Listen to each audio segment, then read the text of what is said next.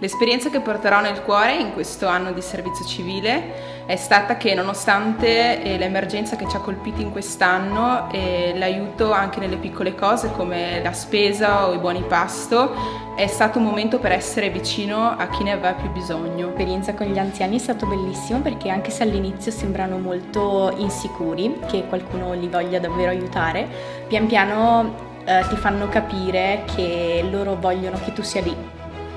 Il progetto più interessante fatto quest'anno di servizio civile è senza dubbio il progetto fatto con gli adolescenti quest'estate, perché siamo stati affiancati a dei ragazzi che stanno crescendo. L'esperienza di servizio civile che mi porterò dietro è quella con i ragazzi di Chef, un gruppo di persone che hanno diverse abilità e che per la prima volta sono loro ad accoglierci nelle loro attività e nelle loro cene. Il loro motto è quello di non vergognarsi di nulla.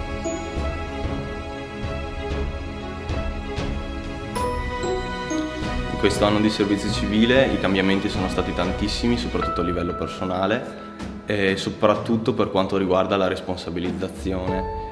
Ho imparato a organizzarmi, ho imparato ad assumermi delle responsabilità che prima del servizio civile non mi sono mai assunto. In questo anno di servizio civile credo sia cambiato in me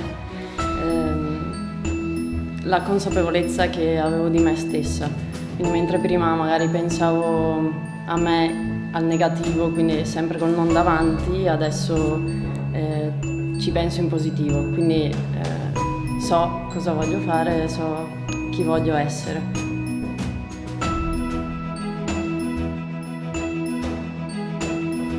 L'immagine che userei per descrivere questa esperienza di servizio civile è un quadro pieno di colori, di 1000 colori e sfumature, perché il servizio civile non è bianco o nero, è una varietà infinita di colori e di sfumature. È un'esperienza che ti fa cambiare, ma non cambiare nel senso che ti fa modificare certe parti di te, ti fa cambiare perché ti fa crescere, ti fa migliorare quello che tu già sei e quindi ti fa arrivare a raggiungere la versione migliore di te. Consiglierei l'esperienza di servizio civile perché ti fa sentire che il mondo ha bisogno di te, che è la verità alla fine, però ogni tanto viene un po' da dimenticarselo, no?